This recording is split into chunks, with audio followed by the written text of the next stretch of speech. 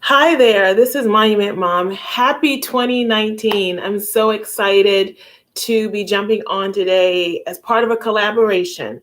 This collaboration is hosted by Ingrid over at Mommy and Mia Homeschool, the Homeschool Grammy, and the Recycled Mom. These three amazing YouTubers have decided to put together this collaboration to talk to you about what happens when your plans are hindered. So it's, rest and grace. What happens when your plans are hindered? And so, as usual, I would like to say thank you for joining me. If you are a subscriber, thank you. And if you are new and you like the content that you see on my channel, please hit the subscribe button and the bell for notifications. I know that time is of the essence, and I always say that time is of the essence. So I'm just going to jump right on and talk to you about my thoughts on when plans are hindered. So many of us on the YouTube collaborating channel on Facebook are homeschool moms. And so with that comes a lot of juggling. We're multitasking. And as you know, sometimes even the best plans and the best multitasker has to realize or be faced with the fact that whatever it is they've designed to do on that day, it doesn't happen. And actually, even if you're not a homeschooler, that is just life. We plan things and something happens. And most of the times, they're not the things that we had anticipated. And so when that happens, how do we get back on track? How do we, in this case, continue with the lessons or pause with the lessons, whatever it is? How do we rest in knowing that at the end of the day, it is going to be okay? And so for me, there is a scripture. If I refer to a scripture often, it's, I can do all things through Christ that strengthens me. And so that's everything. It's not just some things. It's not just dealing with finances. It's not just, when something comes and I'm not anticipating. It's not just a sickness. It's all things. And so realizing that God knows the desires of my heart and he knows what it is I have to get accomplished, I should rest in knowing that it will be okay. And so the first thing I would say, so number one, I would say that we should have plans. Sometimes I think we get anxious when we haven't even planned. So maybe it's planning for days when there's a illness or an emergency, or maybe you're just not feeling well. Maybe the kids just, sorry, it's a little hair out of place. That's the thing. Okay, let me get back on track. So maybe there's just something going on where the day doesn't feel quite right. And so I try to have one or two or three pockets at any time of little lessons that I can just pull, and my son can just work on them on his own. So I would say have a plan, have some plan, whether it's your weekly plan or your monthly plan, however it is you schedule your day. Sometimes people like to wing it, and I personally, that doesn't work for me. So I would say first, have some plan on what your school day, week or month is going to look like or is supposed to look like. Because quite often when we just get up and try to wing it, at least in my case, it ends up feeling like a disaster. And so I like to have a day, a week or month where things are actually planned. So for me, it's actually just having a plan. And part of that plan is including some fun activities. Again, we've come from a traditional private school setting, and we did that for a reason.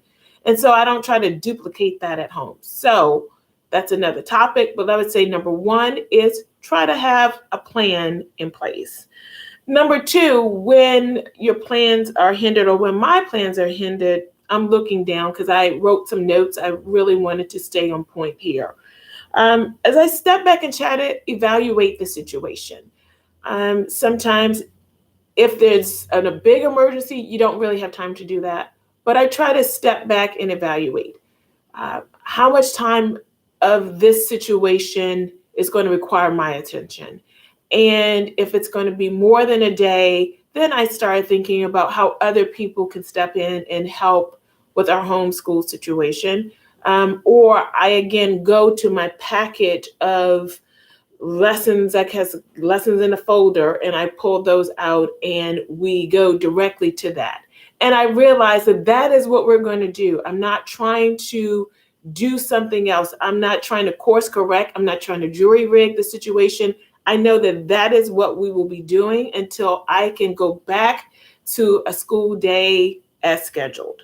So sometimes it's just stepping back and pausing and evaluating how long. If it's only a day or a few hours, then maybe you just pause and you don't have school at all that day.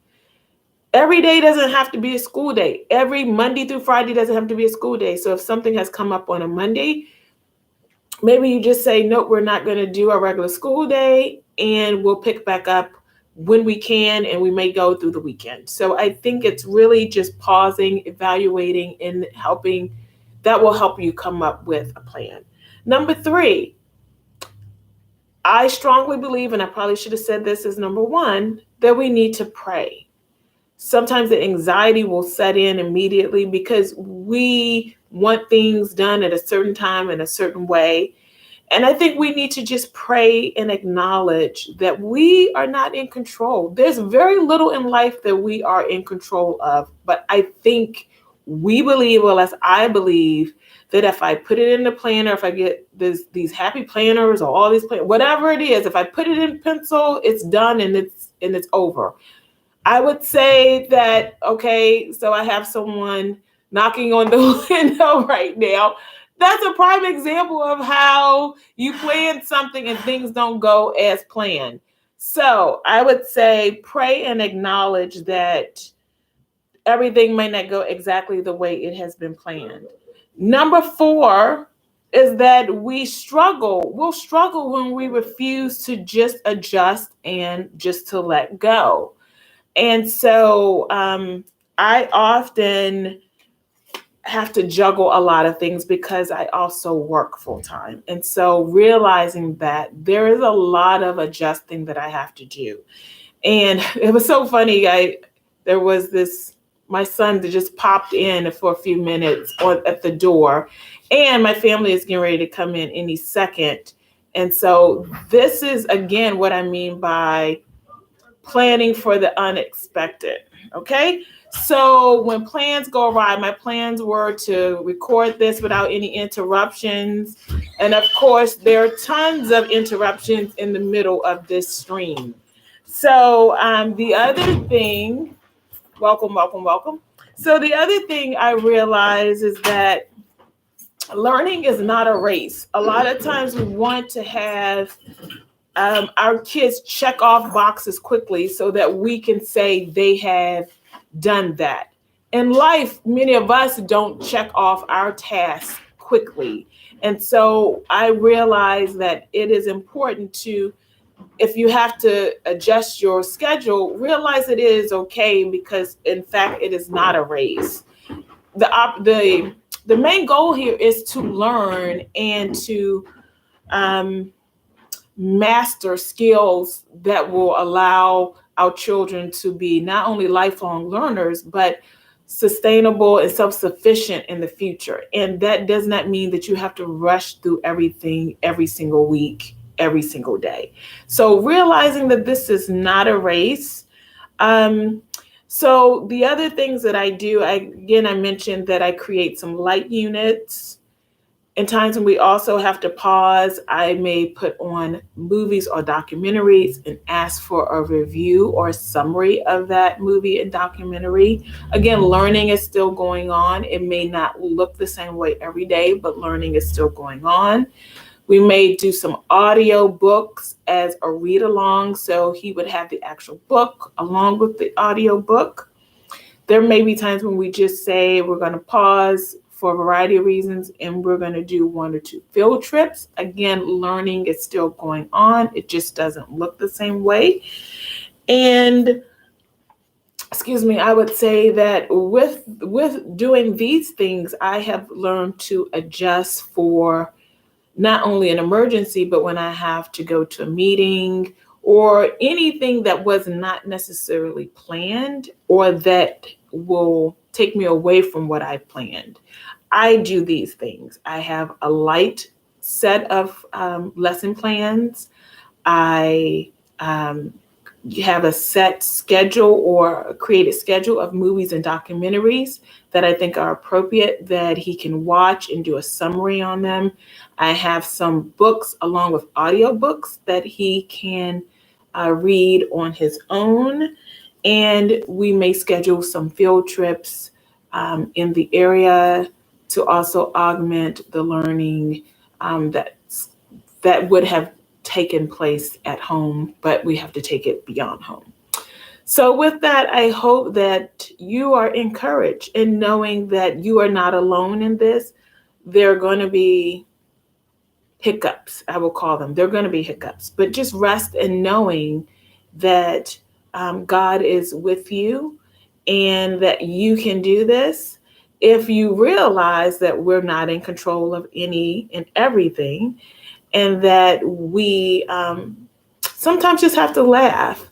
Recycled Mom had a live chat today, and part of that, she was like, we just have to laugh and step out. And so I think sometimes we're much harder on ourselves, and we try to make everything look perfect for the camera, for Pinterest, for whatever reason. We want it to be perfect.